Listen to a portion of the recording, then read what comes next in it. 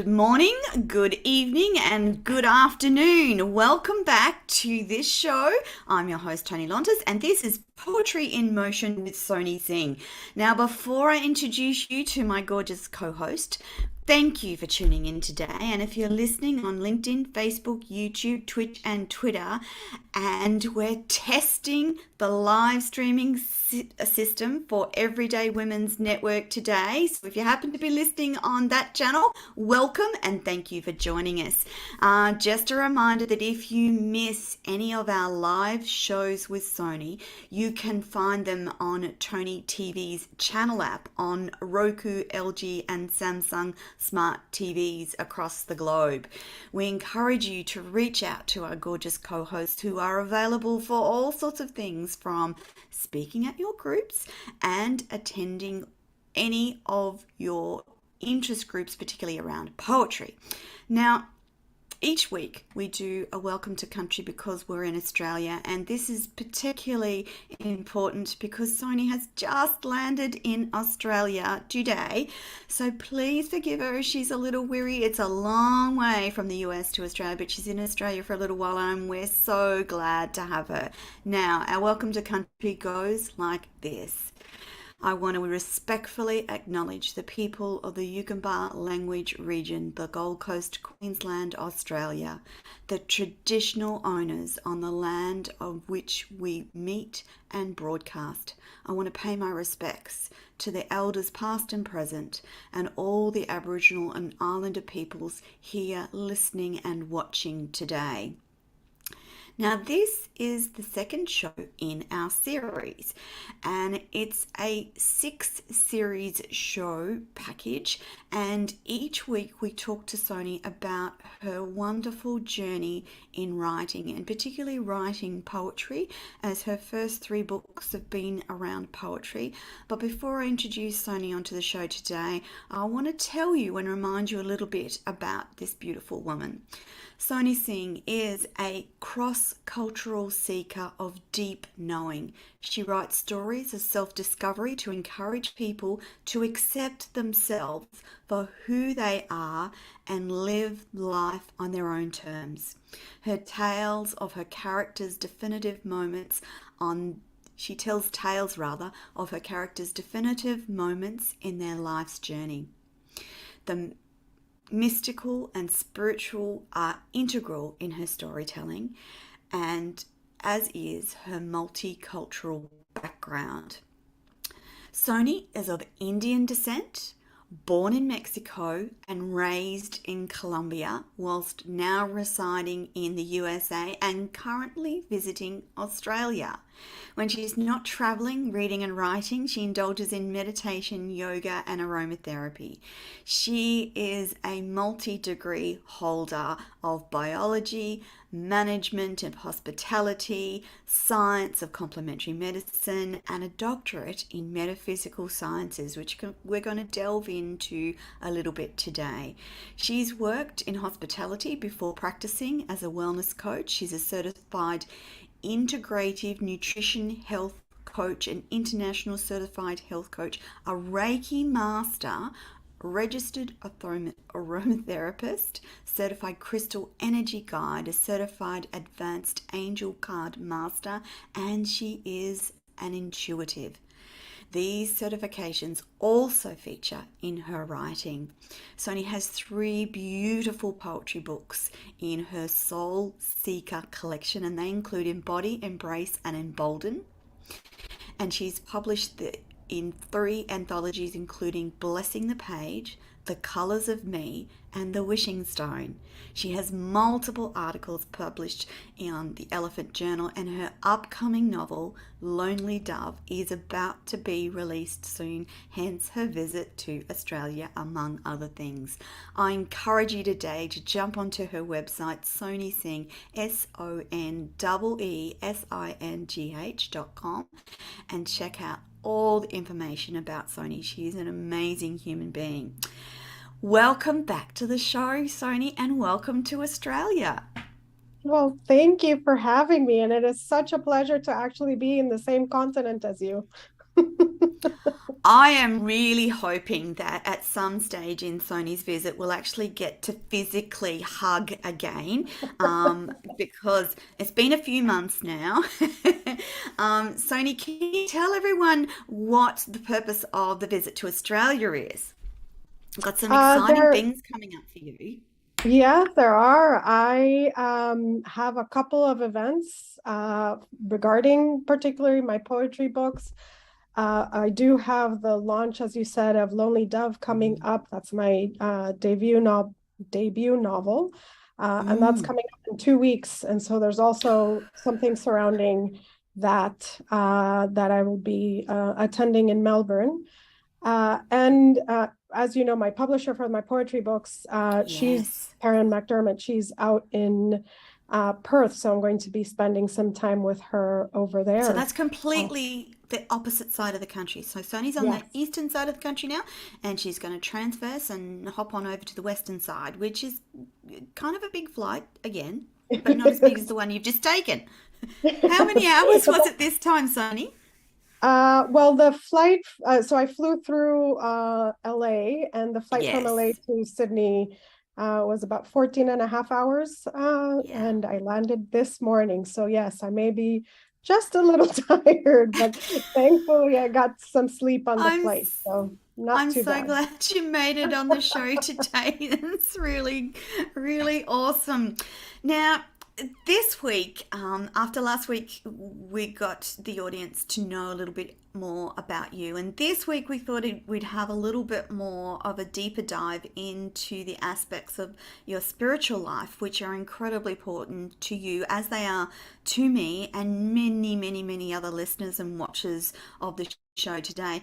So, Sony, what does being a spiritual person mean to you? Uh, that is a really good question. A spiritual person, Mm, to me means I take time to pay attention to what's around me. I mm, know and realize that we are all connected in deeper ways than we acknowledge or than we sometimes give ourselves credit. And it's not just yeah, connection to people, but to our environment, to the earth, to the planet. And it's acknowledging those connections and seeing that everything is sort of linked to one another. To me, that's what's being a spiritual connected. person. Mhm. And it's not just humanity, it also involves Mother Nature as well for you, Sony? Absolutely. Yeah. I mean, we're part and parcel of this planet, of the universe, of everything that surrounds us. And, one of the things that I always say Mm, is nothing happens as a coincidence. Everything happens as a synchronicity.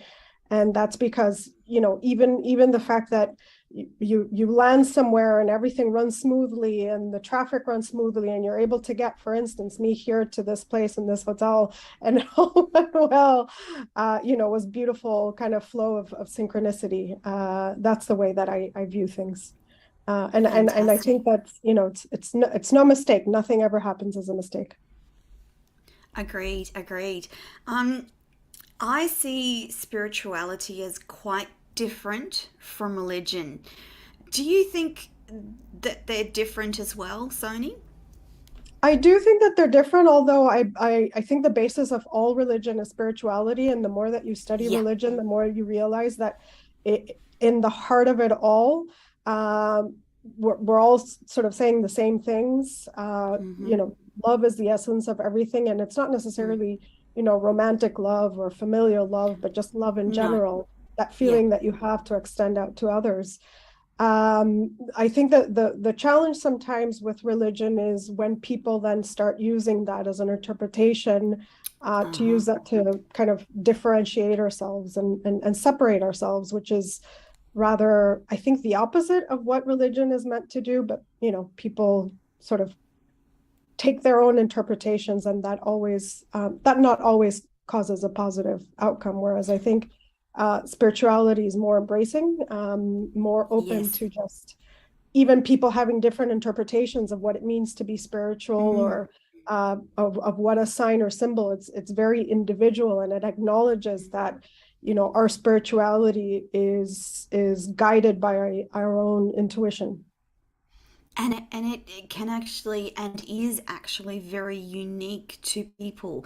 And I know when I was reading, when I was prepping the questions for the show, I was looking into that, exploring that difference between what people's perceptions of spirituality and what people's perceptions of religion was. And some of the commentary was around the prescriptive way that you are required to live, based on religion, what you can and can't do and who you can and can't be, etc., versus the spiritual idea is more embracing, more encompassing, more flexible, seemed to be the general consensus from all the articles that I read. And some of them are really quite deeply explore the differences between the perception of religion and the perception of spirituality, and that for many, religion or the constraints of religion turned them off a spiritual path, and it was only when they embraced a different sort of spirituality that they then felt more connected. Sonny, you travel a lot, all over the globe, and I'm wondering if you can reflect on some of the conversations or things that you've observed around religion versus spirituality. Oh, that's an interesting question. I mean, it's interesting also to me that a lot of my closest friends Mm. are deeply religious, and I've Ah, always honored and respected that. And interestingly, they've always honored and respected my spirituality. And what I yeah. really enjoy about that is just having conversations about people's faith. Religions actually Mm. fascinate me. I do I study a agree, lot Sony. of religions. I love Mm. to just read and even, you know, go into churches or temples or that kind of thing and Yes. just understand, Yes. you know, what it is about. I like being in sacred spaces and to be able to Yeah. share those experiences with the people that I consider, you know, either close to me or even not. Just having somebody Mm. share that aspect of their faith, I always really enjoy. They're really enlightening conversations, and that's, you know, it's through these conversations that I think I've gathered Mm. that there's a lot more that connects us than what separates us. Absolutely. It's good to hear someone else who I love to visit churches just to be quiet in those sacred spaces, no matter what church they belong to. And I've been into them all, from Russian Orthodox to Catholic to Church of England to some of the ancient churches as well. And there's always a sacred, you feel compelled to be quiet for the most part. Even some of the big historic churches that have lines and lines of people just Mhm. wanting to get in and sit, and they all become quiet in those spaces. I think that's pretty special. Can you tell me about one of the most interesting religions you've encountered? And I know I'm going a bit off script, but I'm fascinated as well about religion and what people see. And I wondered if there's one particular one that sort of stands out to you as being, oh, wow, that's really fascinating. I would say Zoroastrianism, because Yeah. it is an ancient religion that very, very few people practice. I've actually not met anybody who follows it, but I've met a lot of people who just talk about it. I think the principles and the little that I know about anything that is Zoroastrian is very much about the elements and Uh, how the elements are deities. And so again, you know, in terms of talking about connection to everything mm, that is around us, it is one of those religions that I feel is very deeply connected to the earth, and the yeah. earth and the elements really Mm, factor into their belief system and their practices. And it's something that I would want to know more about. In fact, I would love to meet somebody who is, and I Mm. at least from what I know, there's very few people who practice it at this point. But yeah, that's one of Oh, them. wouldn't it be sad if we lost that because no one is following or keeping up with it? That's kind of a bit of a real issue, isn't it, in this day and age where we might lose some of those religions and not Hmm. have followers, and then the wisdom from that particular religion is lost, then, isn't it?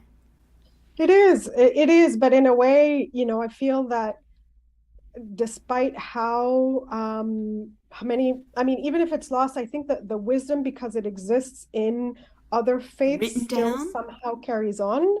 Uh-huh. It's still good to just know that that wisdom is out there, though, and that there's people that are still practicing and trying to encourage them to speak about the religion and transmit the message. But Yeah, yeah, it would be sad, I think, if we got to a point where certain things didn't exist anymore. But agreed. yeah, I also feel that there's a lot more interest in ancient practices and ancient wisdom. And I've found that, for instance, even in some of my studies, that I think Mm, people are just interestingly finding that there's more connection to their belief system in what is ancient than what is current. And yeah. there's sort of this kind of turning backwards to try to rediscover some of these nuggets, gold nuggets, I Yes. guess, that we've just sort Hmm. of not been paying attention to in recent years. Yeah, yeah. Because life has been busy and it feels like it has sped up. And then we had COVID. And I think that caused the world to almost stop still for a while, which is not a bad thing. Like, I actually, I actually don't think it would be a bad thing for the world to have each year maybe a week where we all went into lockdown because it's good for us. Yeah? So that everything stops for a week. I wonder if we could possibly do that again, because even from my limited perspective, the world was slower. The birds seemed to chirp louder. The skies were clearer. There was less noise. There was a whole range of things that were really good from that. And I wondered at the time, I wonder if we could do this for the earth and for humanity on a regular basis without the nasty virus bit. I just, know. I was gonna say, just without the nastiness, without the virus bit, just because it was good for us and the planet. A little yeah. bit like an extended Earth hour when everyone turns off their lights, but just extended a bit longer. Anyway, I digress. I wanted to talk today. I wanted to talk today about the power of being a woman and the power of a woman's intuition. Now, I don't say that in derogatory terms for men, but for many men, it's a little more difficult for them to tap into their intuition. I know many men who do, but for women, it's kind of a bit of a superpower from our perspective. And I'm wondering if you can give us some thoughts around the power of intuition for women or the power of intuition in general. Well, the thing with intuition is that it tends to be a very feminine energy, and I feminine agree. doesn't necessarily mean women, except No. that, women have more feminine energy in general than men do. Yes. Although not, I mean, I'm generalizing it, everybody is Generalizing. individual.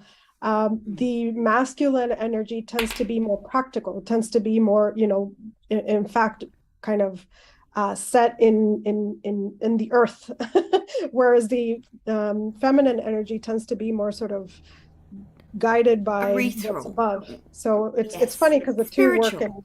in, yeah, They in work opposite perfectly sort of together. directions.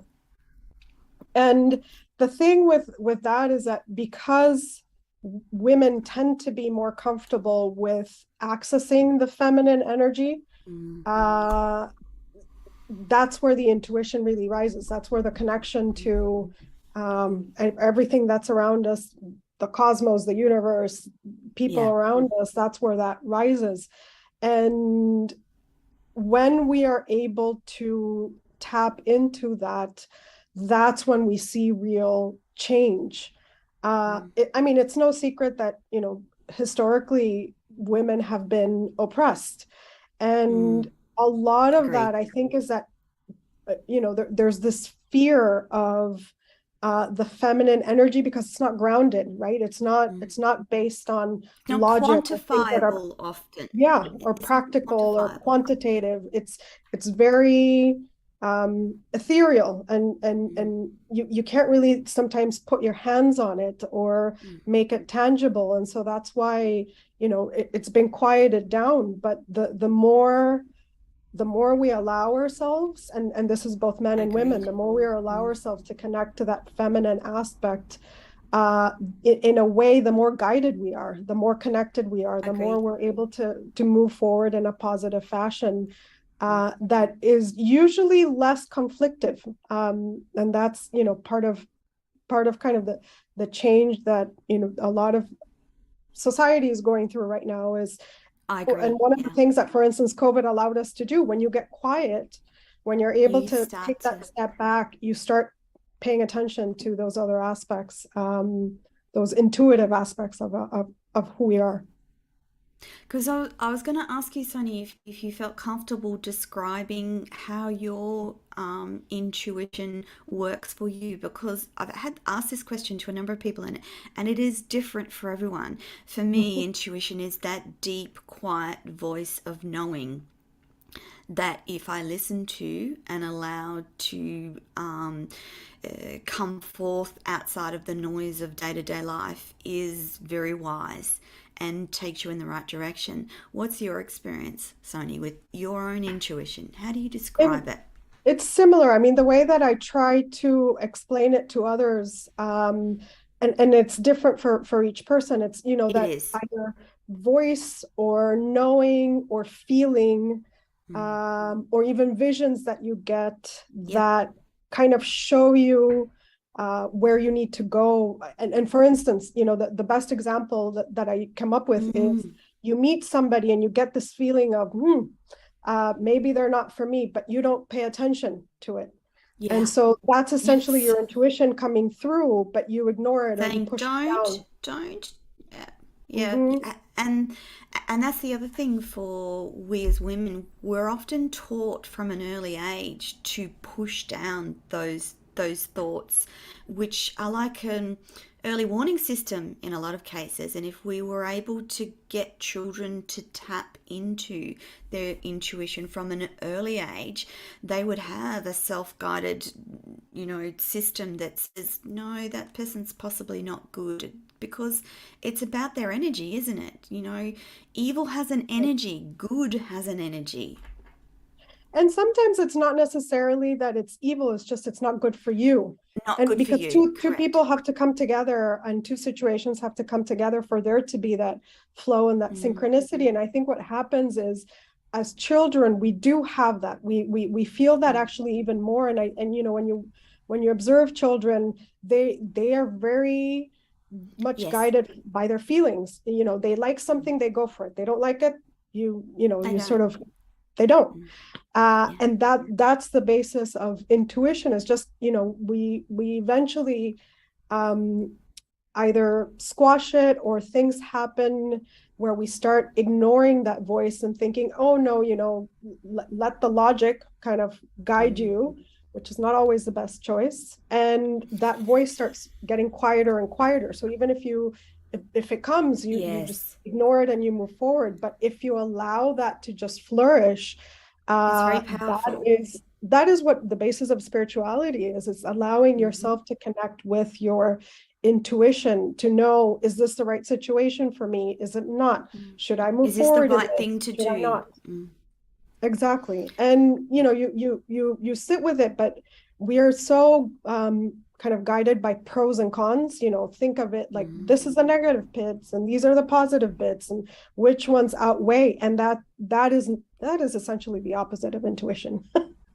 Yeah, exactly, exactly. But we're taught to do it that way though, Sony. We're taught sit down and write out the pros and cons instead of sitting in a quiet place and just allowing the feeling around whatever situation it is, just sitting and going, okay, I'm just going to sit and allowing yourself to intuitively go, oh, actually, well, this is right. This is probably the better way to go versus doing it or going this way.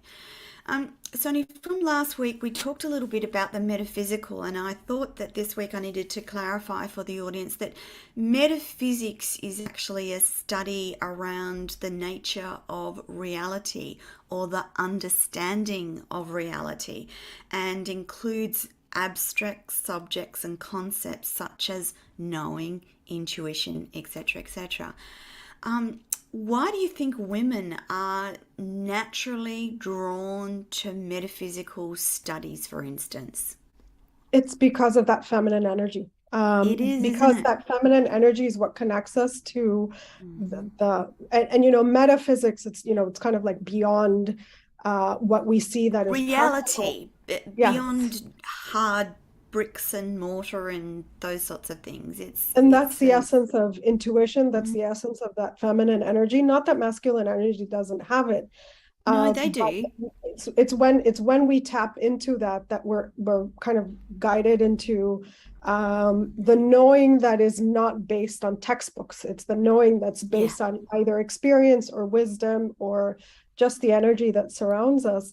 And the interesting thing with it, and I think why women are tend to be more drawn into it, is because when they start giving themselves permission to be themselves, which yes. means that when they start acknowledging that they have this sort of intuitive side to them, they go Mm, look for things. They look for yeah, oracle cards or crystals or angels yes. or this kind of thing, and it tends to be Mm. more geared kind of with women, but you also see a lot of men that are acknowledging that that's part of who they are as well. Yeah. In ancient cultures, like I'm going back really like millennia ago, it was the women that were the, they used to be called seers or fortune tellers or witches even. And it those things have become negative when in fact they should have been embraced as a powerful form of feminine energy and a powerful guidance system for humanity. And what happened was that there was fear, and fear was the thing that stopped those gifts being used more widely across the world. And I think we're now the pendulum's coming back and we're going, well, actually, this was pretty good stuff, and you should probably take a bit of notice of that because a lot of those women really rocked out and really knew what they were talking about, etc., etc., etc. And it's actually we're starting to see some of that come through. For instance, some of the TV series and stuff where they show very clearly that women were the ones that guided the men into battle, for instance, or they guided the path for them to take if they were whatever it was, if they were, invading a city or God forbid something like that. But it was the women, wasn't it? Women's intuition, women's guidance, women's wisdom. Somewhere along the track, we as humanity lost sight of these powers and gifts, didn't we? We did, and I don't know necessarily what caused it as much as we'd like to Mm. know and we'd like to uncover.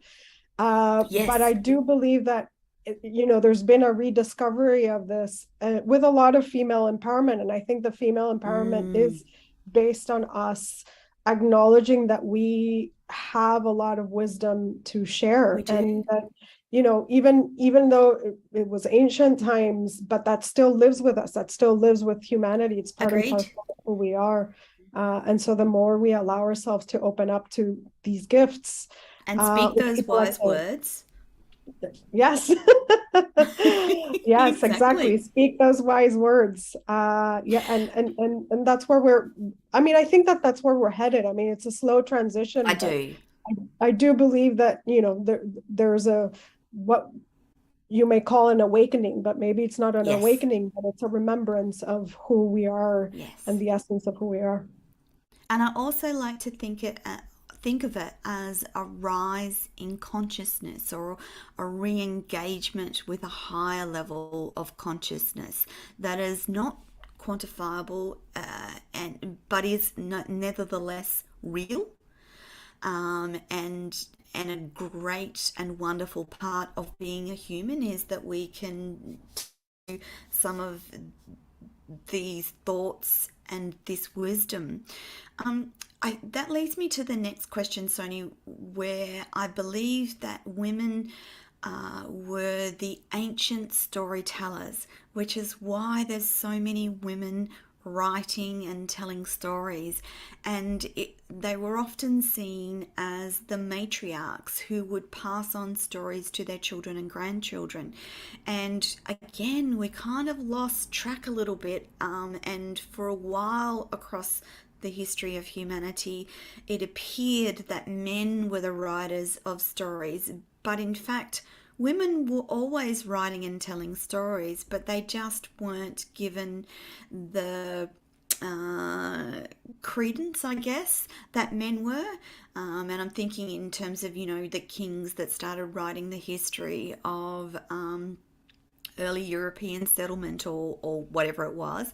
But women have always been storytellers, and I think that it's important that we continue to encourage women to write stories.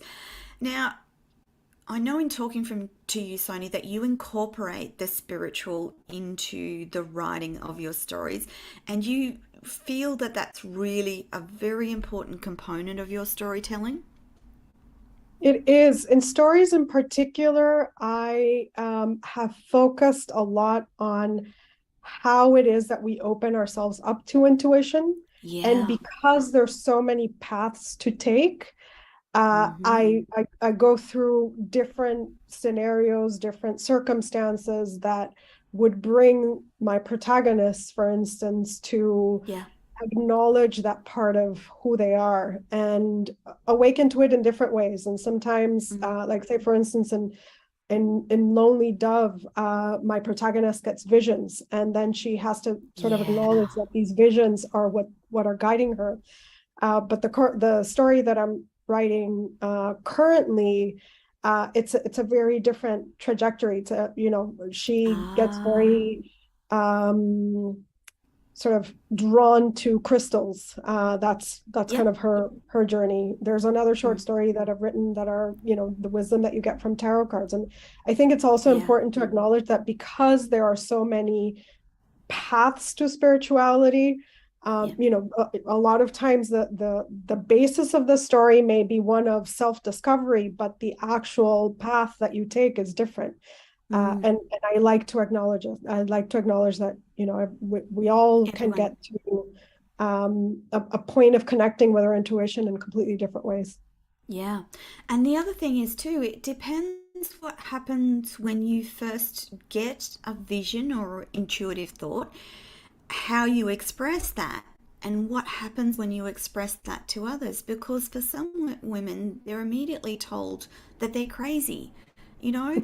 So that like almost stops the intuition in its track because then the woman naturally goes, oh, am I crazy? Is this, so it's very important if someone confides in you that their intuitive thought or their vision or their reading was XYZ, and you actually give them permission to talk about that in a non judgmental space, really. And I think the thing with that is that if you're told you're crazy when you're a child and you Oh, haven't yeah. quite yet developed your confidence, your sense of self, then it's something that you start rejecting because you think, well, I've been told that this is a bad thing or this is, something Mm, that I shouldn't really express. Then that's when you start shutting it down. But if for instance, I were told today you're crazy, I yeah. can understand that that's that person's perception. I don't take it on board. Yeah. Yes. For me, everybody else is crazy. So it's all a matter Yes. of Yes. perspective or perception. Yeah. But yeah, I mean, I think the more that we embrace that there's just alternate ways of looking at the world, Yeah.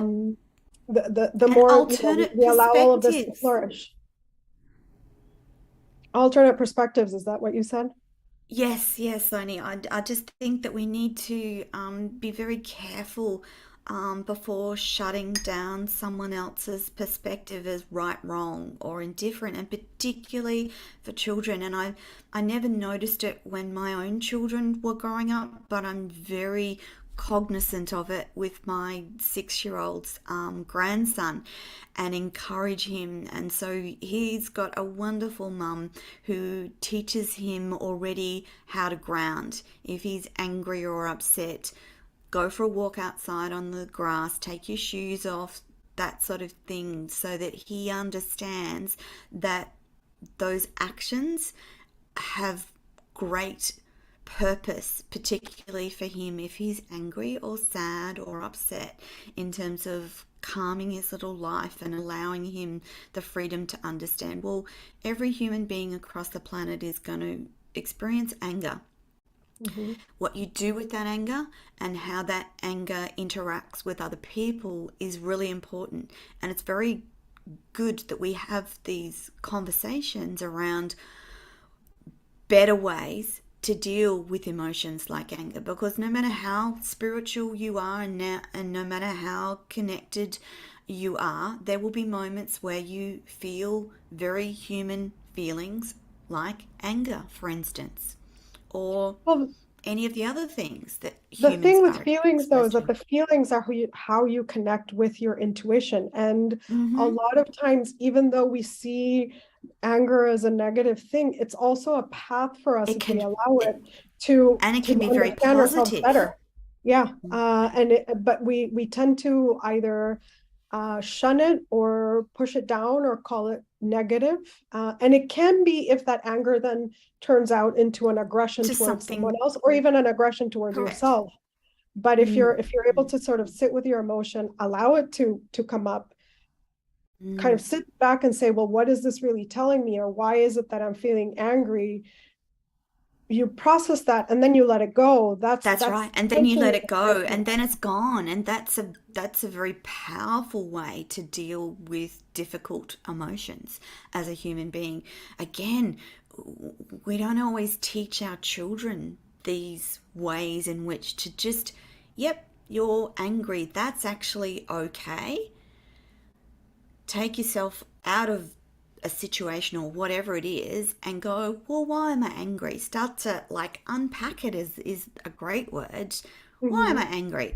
I'm angry because that guy just cut across the traffic in front of me and he could have caused an accident. Because I still must confess to moments where I get angry with people in traffic, because I just think that they have, you're not thinking about the other cars behind you, you're not thinking about that woman with babies in car seats and a screaming child just trying to get home of an afternoon, and you cutting in front of her has just given her a shock and started the baby screaming and delayed her getting, there's any number of infinite things could be going on. So I have learnt to go, okay, that just really made you cranky. Take a deep breath, send him love and light, because obviously he needs to get somewhere faster than what you do, and good for him. Yeah, but I think part I of am it is saying also him loosely as well, because often it's boy tradies in trucks that right. are not the best on the road. Well, and the thing also is, coming back to that point that you made about if we had a lockdown or we had this time to be Mm, still, it's yeah. also, I think, because we run so much and we're always doing, we have to do this and we have to get here and we have to accomplish this, that we lose sight of the other people. We get Mm, just so busy that, mm, we're all sort of in this one track mm, lane where we stop seeing what's around us. And when we yeah. get still and when we get clear with our emotions, when we're able to, have that quiet moment of reflection, you start Mm. opening up your vision, you start looking around you, and you start noticing and being Yeah. more considerate and kind to other people. Yeah. But that's I agree with you. If there were a way for us to be able Mm. to uh, do a yearly lockdown, a I yearly time of I think self-reflection, that I would think that be would good. really It benefit. would be good for humanity, like a rolling shutdown. All lights off, all business stops. You're confined to your house for 24 hours, and this happens in a rolling stage across the earth. Like, that would be amazing. I could just envision all the lights going off and everyone just having 24 hours of peace and quiet. Can't go anywhere, can't do anything. Good for you. Like, good for them. The other thing is too that I actually had to learn conscious processes around some of those emotion management type ideals, and one of those was in every moment just be kind. So when that guy cuts you off in traffic, now my first thought is just be kind, versus before it was always an angry response. So it was always an anger. Um, and you can train yourself to do that and be consciously going, I have two choices here. I can be angry, cranky, yell and scream, or I can just be kind and understanding. I'm telling you, learning to be kind is the best thing for yourself, because you don't do it for Oh, anyone else, because they're probably not going to exactly. even be aware. It's for you though, because Yeah, if it's so in that that you don't feel moment, that frustration, so that you let it go, yeah, and then you end up being a calmer person. But yeah, yeah, it's for me what ends up, it does it's take work funny. though. It does take work. For me, what happens is the people that cut the lines, I don't, I think because I Yeah. travel so much, it's really up in my Yes, uh, yes. consciousness. But that's something that I also have to learn to take a deep breath and say, you know what? Go right ahead. You want to cut the line. A lot of times it's when you're trying to get on the airplane. And to me, I Yes. find it hilarious that people try to cut the line, because we all have to get You on, and all got that to get plane on is the not going to airplane. leave unless we're all I on. So know. I why know. does it matter if you get in like 2 minutes before I do? But hey, I know. but yeah, you have to get to a point where you are conscious about your reactions, and you realize that the emotions don't control you, you control them. Yeah, you're But in it's in allowing, charge. yeah, it's in allowing that kind of frustration to come up, and you sit back and think, huh, what was that about? And Mm. unless you allow yourself moments of stillness, it doesn't necessarily It. come through. One of the things that one of a spiritual teacher that I had, a long time ago, he actually, and it was a he, Mm. gave me the suggestion of every week take at least one 24-hour period in which you don't do any work at all, which means disconnecting Mm. from your email, not thinking about work, Mm. not kind of doing, but just letting yourself be. Yeah. And that sort of, and he said, you decide Ha- whatever your 24-hour period is, but that 24-hour yeah. period then allows you to just take a step back and And not be reset. engaged, and not be, kind of carried into the doing and the busyness, but it really allows you time to reflect and to be in the moment and to be more present. Yeah. Which is, I think, a lesson that all of us have to learn. I think even the Oh, people that meditate on a regular basis, they still need to have that lesson of not kind of getting carried yes. away, worried about what's happened or what's going to happen. But Mm. yeah, that's one of the best pieces of advice that I've gotten. And since I've implemented that, I noticed a lot of change. Yeah. Ironically, what I realized is that the less I do, the more I do. In a way, the less I do, the Yeah. more productive I am. I had to learn that lesson recently. I was forever busy and doing, and then had to stop, reset, and learn that by doing less and doing things more consciously, you actually get more done. It's Mhm. the hardest lesson to learn, Sony, because we're in a doing action taking world, but it's good for humans to stop, reset, slow down, and do other things outside of work. And Um, we're actually not meant to be doing that all the time, you know? I mean, no. that's why our health gets affected. That's why we Hmm. burn out. That's why we, Yes, a lot of times you kind of get through with adrenaline, but adrenaline is only going to last so long and eventually it's exhausting. So you have exactly. to learn to stop and take a break. And yeah, I mean it not only creates more focus, but it creates more peace, more health. In general, it's just a lot better when And you're able allows to do you that. and it allows you to connect to that the spirituality that Sonia and I have been talking about. It's in the quietest moments where you actually stop yourself thinking and doing and just sit. So for me, that's my back verandas. Just sit and look at the mountains and toss off those thoughts when they come bombarding in and just sit. And it is for someone who likes to be busy and who is never bored, it's really hard.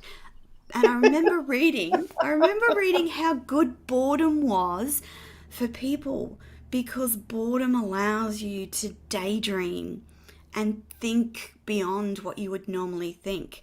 And I suddenly thought, oh, I can't remember the last time I was bored. Oh, that means I should probably stop Maybe. and slow down. Maybe I need to schedule some boredom time. I think that it's harder as an adult. Well, I don't know about other adults, but as an adult, I remember as a kid being bored, but as Mhm. an adult, I can't remember ever really being bored. I can highlight times in my life where I've been a little restless and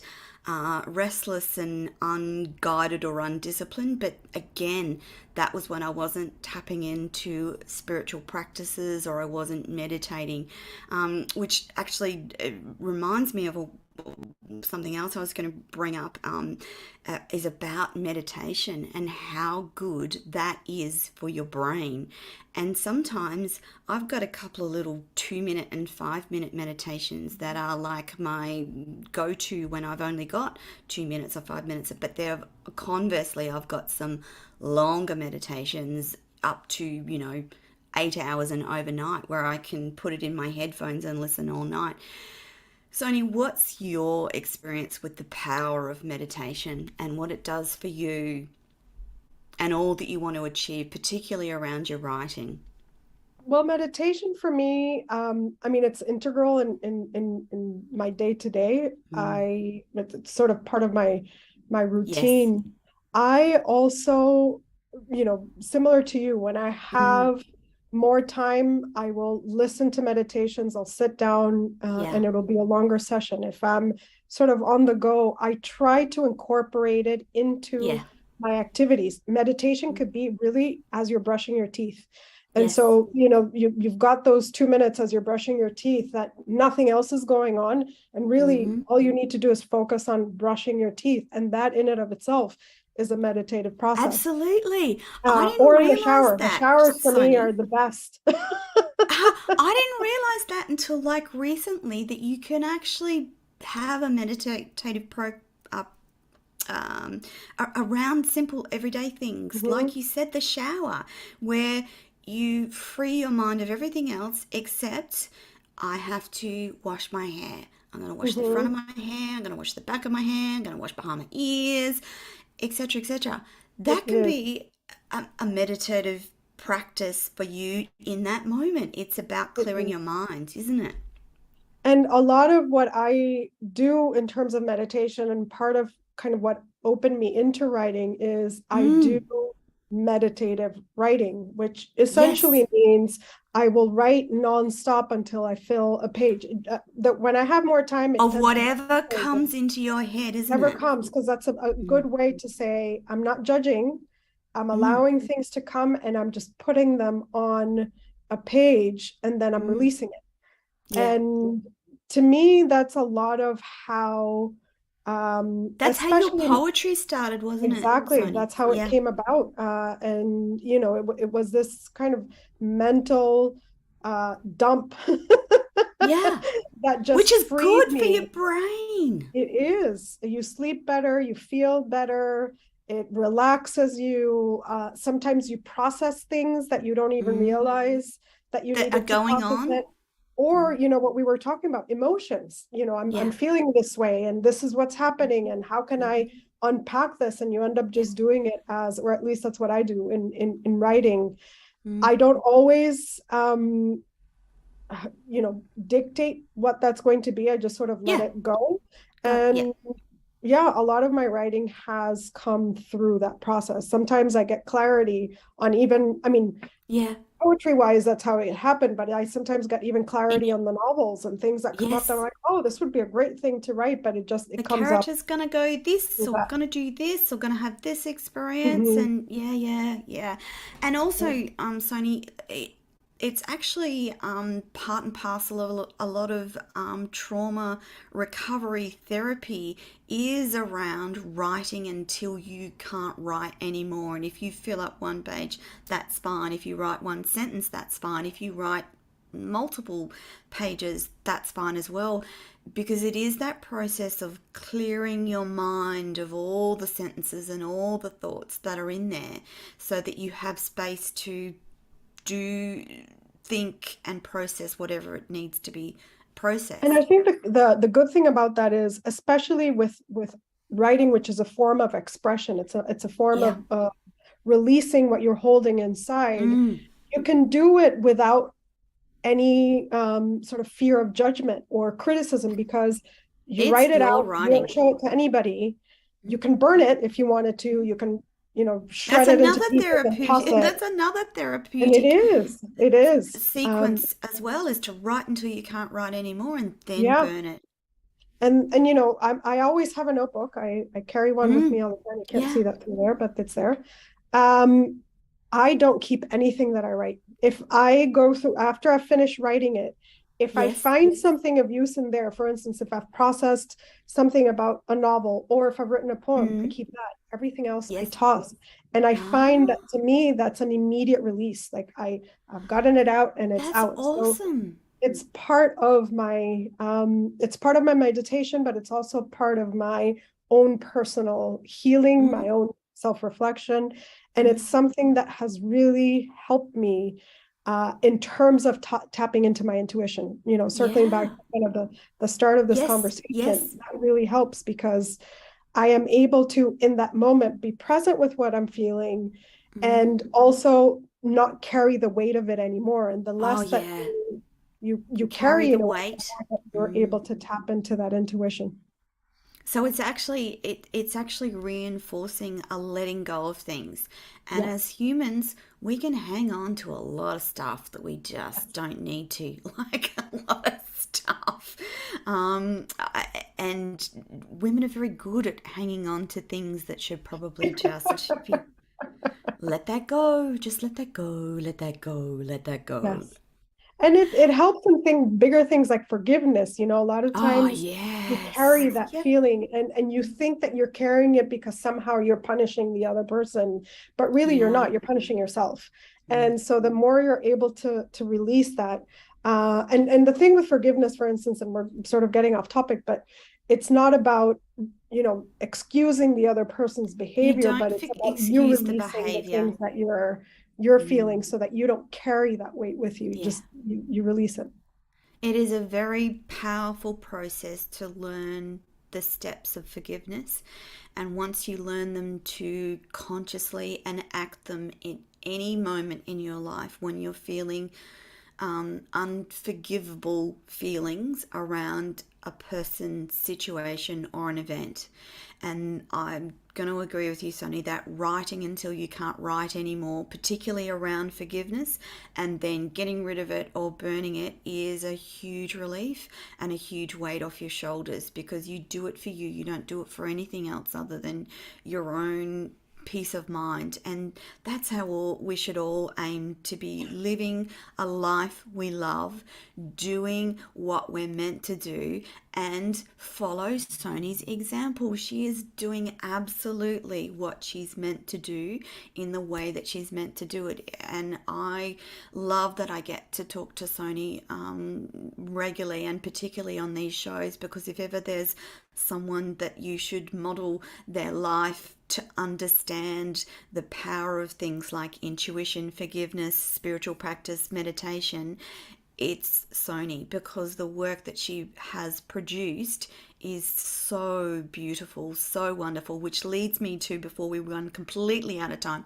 next week we're going to be talking about the first of Sonee's poetry books, and we will have a special offer for everyone listening and watching, and we're going to talk in depth about embolden.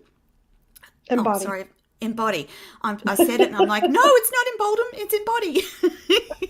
They're all E's. They're all I beautiful know. E's. They're all EMs, yes. They're Embody, all embrace, EMs. embolden. Except for the novel. The novel's Yes, completely, the novel's the start of the D's. yes. We move away.